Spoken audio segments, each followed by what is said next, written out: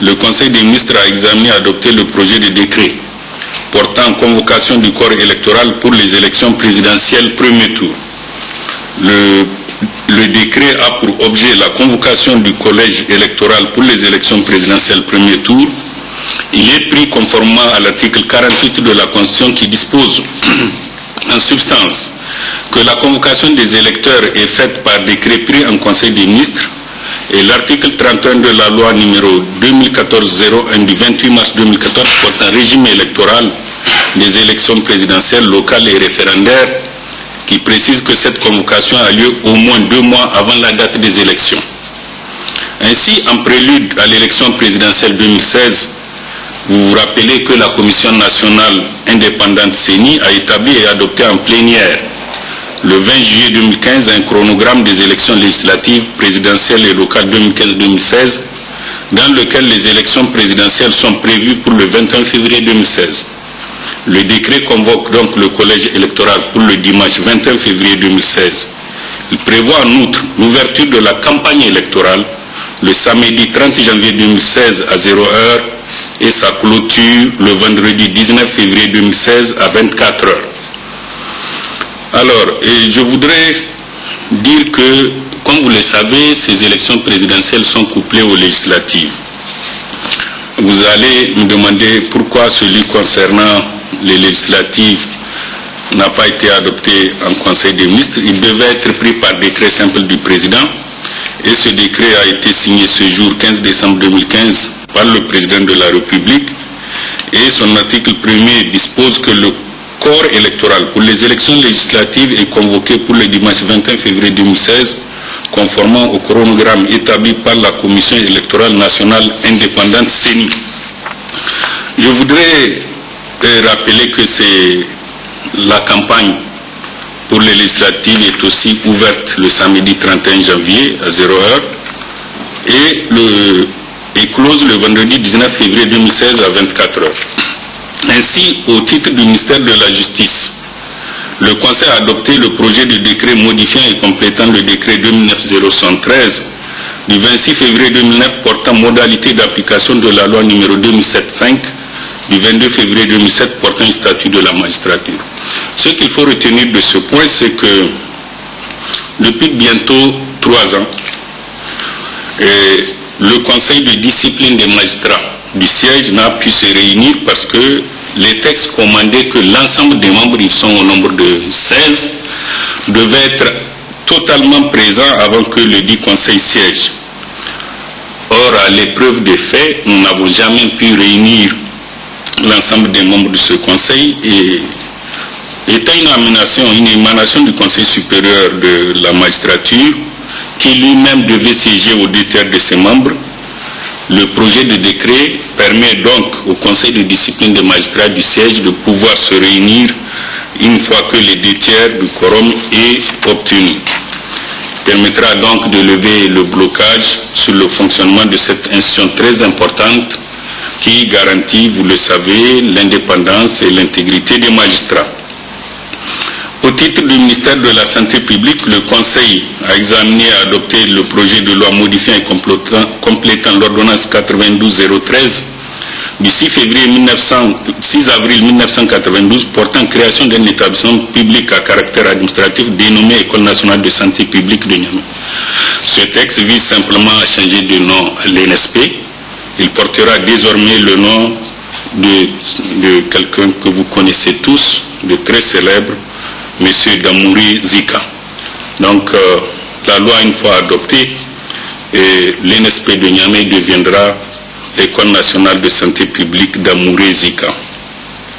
Au titre du ministère de l'Emploi, du Travail et de la Sécurité publique, le Conseil a examiné et adopté le projet de décret modifiant et complétant le décret 517 du 18 août 1965 portant détermination des règles de gestion du régime de réparation et de prévention des accidents de travail et des maladies professionnelles par la Caisse nationale de sécurité sociale.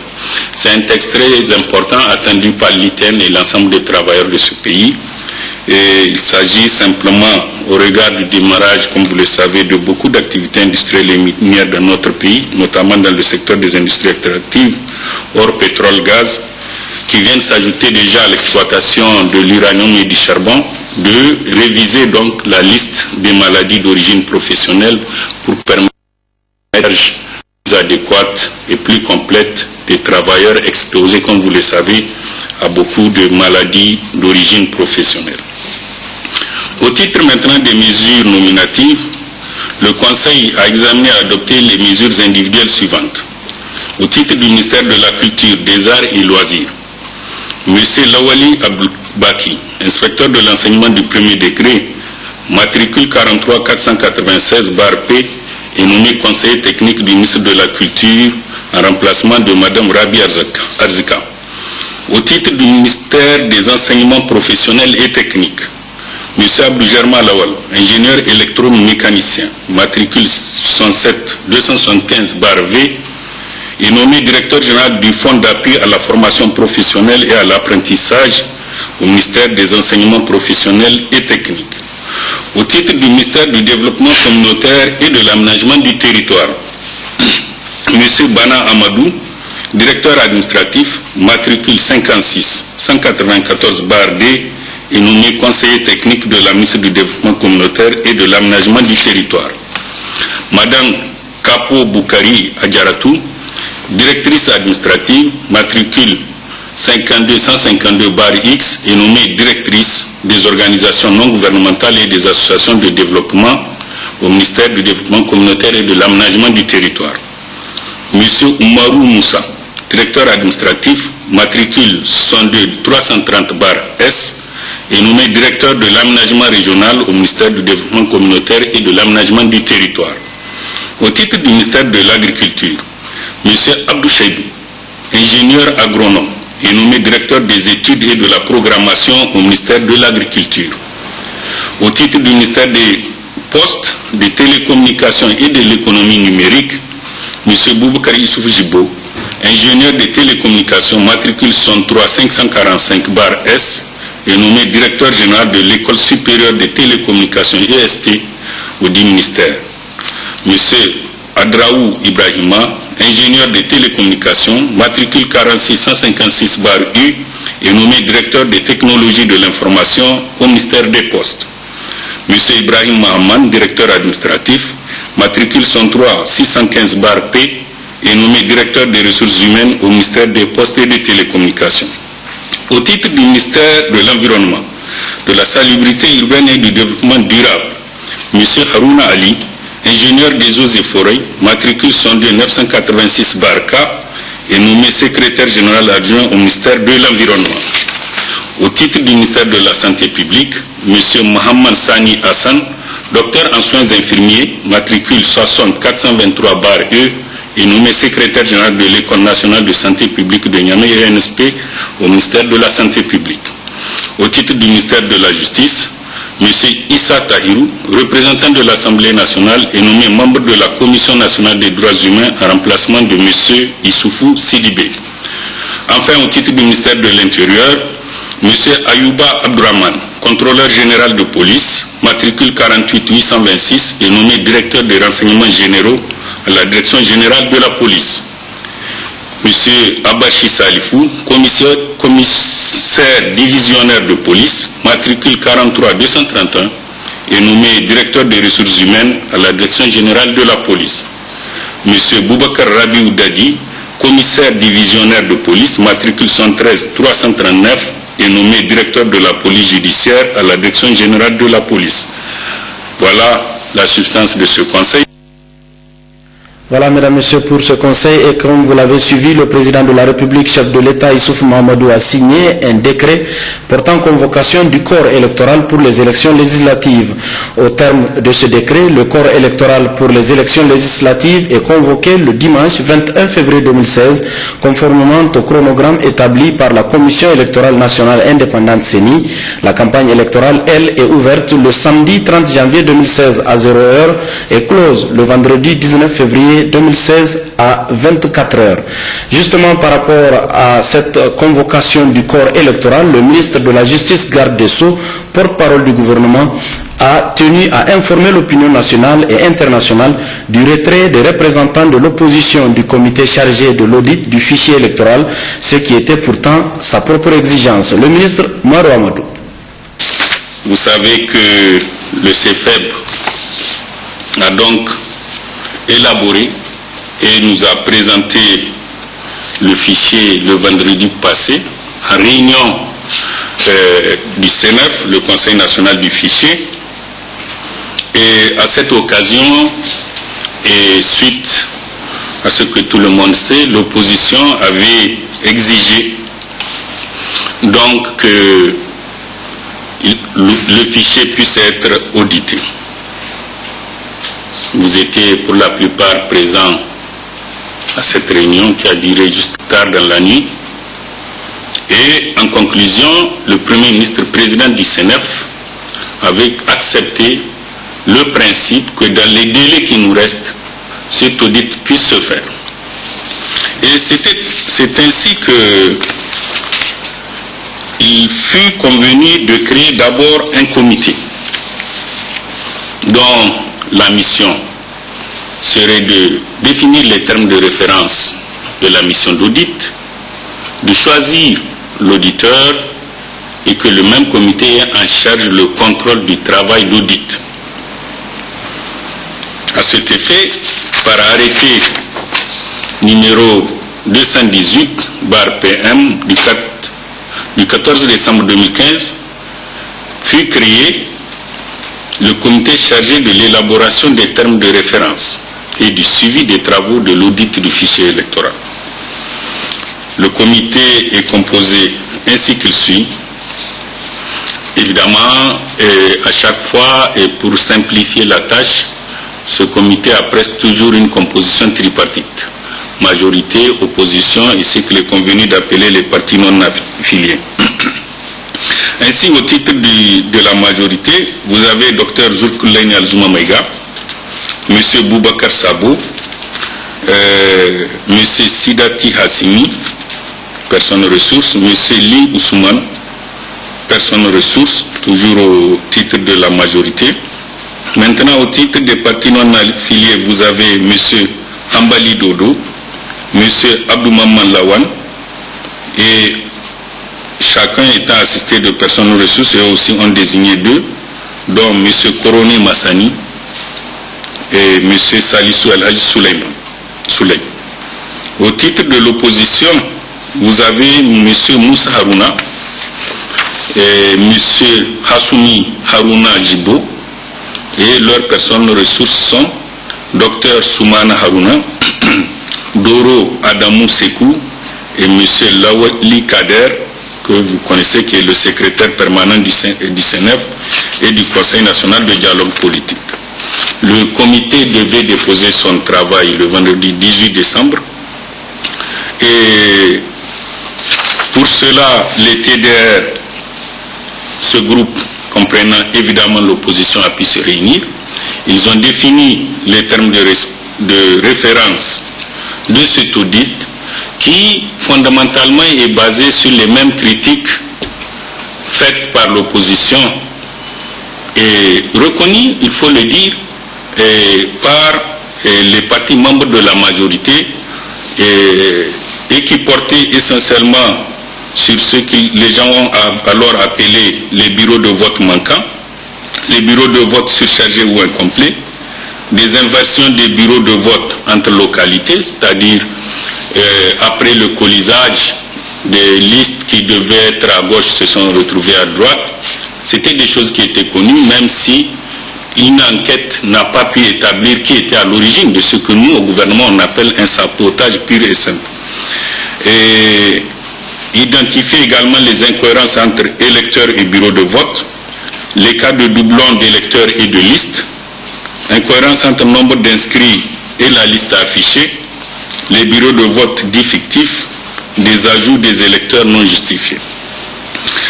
Vous savez que toutes ces questions avaient été prises en charge par le CFEB à son temps, au niveau de son centre national de traitement, mais il fallait, et c'est ce qui nous a été présenté, le coordinateur et le vice-coordinateur du CFEB étaient avec nous le vendredi. Ils ont dit entend le vice-coordonnateur, qui est bien connu, qui est un auditeur bien connu, a dit que ce fichier, il était bon pour les élections de ce pays. Mais, comme l'opposition a insisté, on a accepté ce principe de les faire contrôler, y compris avec un cabinet dont vous avez vu les charges, et ils se sont réunis également pour désigner l'auditeur. Il y avait eu 3 groupes, finalement un cabinet a pu être désigné avec tout ce beau monde. C'est hier vers la soirée donc que les membres représentant l'opposition ont quitté cette mission qui devait normalement prendre fin le 18 pour des raisons que nous ignorons totalement, et qui n'ayons pas peur de dire les mots, des notes d'une mauvaise foi manifeste. Rappelez-vous, la CENI est indépendante. Nous, gouvernement, on n'a absolument rien à y voir. En plénière, ils ont pris une décision avec les membres représentants de tous les partis politiques de l'opposition. Après que la décision ait été prise, ce n'est qu'un exemple, de coupler les 2 élections. Et chacun sait qu'on n'avait pas d'autre choix que de coupler. Vous savez, tous les bénéfices de coupler les 2. Les bénéfices économiques, les contraintes de délai constitutionnel. Alors qu'à l'époque, nous nous battions pour finaliser le fichier. Et entre les législatives et les présidentielles, chacun sait que les délais stricts que nous avons ne nous permettaient pas d'organiser cette semaine, attendre les résultats de celui-là et dire qu'on va aux législatives. Ça aurait été catastrophique. Malgré les arguments qui ont permis à l'ensemble des membres de la CENI de convenir de cela, après, le groupe de l'opposition sort et dit que non, ils ne sont pas d'accord. Nous revenons au CFEP. C'est eux et eux seuls, les partis politiques, qui ont conduit ces élections depuis les villages jusqu'au niveau national, en passant par les communes, les départements et les régions. Vous qui suivez les informations, vous êtes mieux informés que nous de la manière dont ce recensement se faisait. Vous nous informez que, par exemple, Niamey, les jeunes ne se sont pas beaucoup mobilisés pour le recensement. C'est un fait. Que à gauche, à droite, il y a eu telle ou telle difficulté. Mais à la fin, c'est eux qui ont fait ce fichier. C'est eux qui l'ont fait et personne d'autre. Les membres de l'opposition qui contestent ça, je suis convaincu qu'ils sont mieux informés que le ministre de l'Intérieur lui-même du processus d'élaboration de ce fichier. Après, ils sortent pour critiquer, parce que ce qui est un problème, c'est qu'on ne peut pas prendre part à un processus de bout en bout. On est chargé de le faire bien. On est chargé de prendre en charge ces insuffisances. De le faire, d'en convenir en plénière et de sortir pour dire que ce n'est pas bien. Puisque, comme vous le savez, la majorité, l'opposition, les non-affiliés, pour toutes ces missions-là, d'élaboration du fichier, de CENI, ils y envoient leurs meilleurs, parmi les meilleurs pour le faire. Ils les envoient parce qu'évidemment, il n'y a pas les leaders dans ces groupes, comme tous les autres partis. Après, les leaders donnent des mots d'ordre pour dire qu'ils ne sont pas d'accord. Alors, je voudrais que cela soit très clair. Nous, gouvernement, conformément à l'agenda, le chronogramme, le 21 de ce mois-là, décembre, le fichier doit être absolument remis à la CENI. Et comme l'a adopté le Conseil des ministres pour l'élection présidentielle, premier tour, et puis par le décret 2015-638 du président de la République convoquant le corps électoral pour les élections législatives. Je voudrais, au nom du gouvernement, annoncer à l'opinion nationale et internationale que plaise à Dieu, le 21 février, donc, il y aura les élections législatives couplées au premier tour des présidentielles. Nous pensons que ces tergiversations, notre seul but d'amener le pays dans une situation où on dira le gouvernement n'a pas été capable d'organiser des élections. Vous dites, le fichier, nous voulons l'auditer. Une fois qu'on vous dit, allez-y, l'auditer, vous venez, une fois qu'on a désigné l'auditeur, vous dites, non, non, vous ne voulez plus. Qu'est-ce qu'ils veulent alors? Qu'on nous dise, qu'est-ce qu'ils veulent? Vous dites, c'est des tricheries, ce n'est pas le gouvernement qui a fait, c'est vous qui avez fait. On dit, avec un auditeur, un expert, allez-y le faire, vous venez, vous nous faites travailler. Jour et nuit, on fait des TDR, vous nous faites désigner un auditeur au moment de faire le travail. On dit que quelque part, quelqu'un appelle les gens pour ne pas continuer la mission. Je pense que chacun mesure la responsabilité du gouvernement. Chacun sait ce que ça veut dire que de ne pas organiser les élections le 21 février. Qu'on basculera le pays dans un vide constitutionnel. Et que nous, gouvernement, on serait seuls comptables de cela devant la nation et devant la communauté internationale.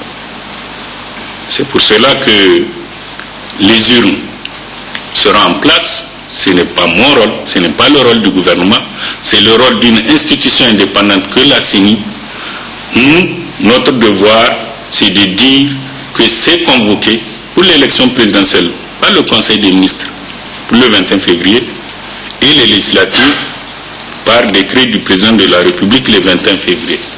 Nous souhaitons tous que ces élections se passent dans la sérénité, que ceux qui hésitent ou ceux qui pensent que ces élections n'auront pas lieu, qu'ils se préparent à déposer leur candidature parce que la campagne c'est dès le 30 janvier. Je vous remercie. Voilà qui est clair. En marge de ce point de presse, le ministre de la Justice a présenté la version officielle des armoiries du Niger. Cette représentation des armoiries de la République du Niger est la seule version officielle et correcte approuvée par le ministère de la Justice, garde des Sceaux. À des fins d'impression ou de reproduction, veuillez donc contacter les services du garde des Sceaux qui sont seuls habilités à communiquer la composition chromatique des armoiries. Et puis le président de la République, chef de l'État, Issoufou Mahamadou, a accordé ce matin des audiences. Le chef de l'État a d'abord reçu l'ambassadeur de la République islamique de Mauritanie en fin de mission au Niger. La coopération entre le Niger et la Mauritanie était au centre de l'entretien. Le diplomate mauritanien à sa sortie d'audience. La rencontre, disons, était donc pour lui dire au revoir parce que je suis au terme d'une mission en tant que premier ambassadeur de la République islamique de Mauritanie au Niger. Donc je suis venu lui dire au revoir et le remercier pour tout ce qu'il m'a fait comme soutien, comme conseil pour remplir dans les meilleures conditions la mission de renforcer les relations entre la Mauritanie et le Niger. Donc je puis vous dire que je pars du Niger avec une très grande idée de ce pays où il y a un développement intégré à tous les niveaux, où il y a une entente entre toutes les composantes du pays et c'est un exemple à prendre au niveau de la région. Et la Mauritanie soutient cette perspective, cette vision qui est l'œuvre du président, son Excellence M. Mahamadou Issoufou. Je lui ai transmis aussi les salutations et les hommages du président de la République, son Excellence M. Mohamed Abdelaziz, et il m'a demandé de transmettre à mon tour donc ces salutations au président M. Mohamed Abdelaziz. Je vous remercie. La deuxième audience, le chef de l'État l'a accordée à l'ancien président du Nigeria qui conduit une délégation de la CEDEAO en mission au Niger dans le cadre des préparatifs des élections générales de 2016.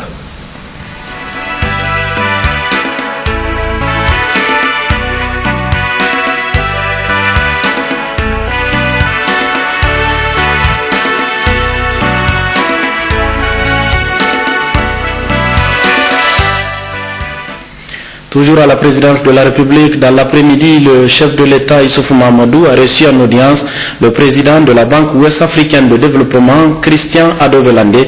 Le financement des projets et les perspectives de la BOAD au Niger étaient au centre de l'entretien.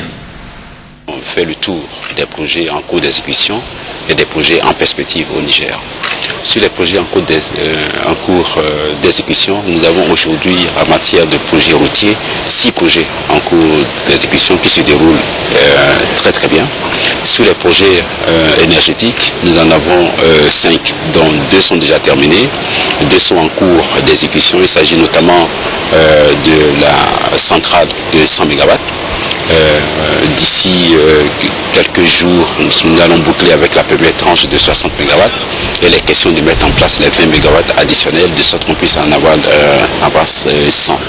Alors sur les 20 additionnels, nous avons pris l'engagement d'introduire un dossier à notre prochain conseil d'administration, c'est-à-dire au mois de mars, et pour qu'on puisse très rapidement atteindre ce niveau-là. Nous avons également le projet de la ligne 162 kV de Birni-Niamey, qui aussi avance très très bien. Sur ce plan également, on n'a pas de souci. Nous avons mis en place également un financement pour l'éducation rurale, là également qui a démarré, qui s'exécute très très bien. Le président a saisi l'occasion pour nous parler d'un certain nombre de projets additionnels. Il s'agit du projet 90 MW sur le fleuve Niger, un nouveau projet, et 26 MW sur le fleuve Mécro à la frontière avec le Bénin. Nous avons également le vaste programme d'électrification rurale du chef de l'État. Je disais tantôt que nous avons financé une première tranche déjà qui est en cours d'exécution, mais le président a insisté sur la nécessité d'électrifier 1000 villages par an. Donc nous rentrons dans ce programme-là également. Il a aussi un vaste programme en matière de l'électrification, disons, solaire et éolienne. Et là également, je crois qu'il a des études en cours et nous avons pris l'engagement avec le chef de l'État de mettre à disposition du Niger les financements pour les études, de sorte qu'on puisse déboucher rapidement sur des projets concrets et mettre en œuvre ce vaste programme d'électrification solaire. Nous avons fait également le point en ce qui concerne le développement rural et l'agriculture. Vous savez que nous avons aujourd'hui deux grands projets en cours d'exécution en ce qui concerne les aménagements hydro-agricoles. Donc on a fait le point également de l'exécution de ces 2 projets-là au chef de l'État. On a informé le chef de l'État que l'étude pour 4000 hectares que nous avons réalisé, que la BOAD a réalisé, que les études là sont terminées et que nous devons passer rapidement à la phase de mise en œuvre. Là également, le président nous a informé que nous devons aller dans un rythme beaucoup plus accéléré, puisque le programme au Niger prévoit une évolution de 20% en matière d'aménagement par an, de sorte qu'on puisse vraiment réaliser les objectifs des 3 N.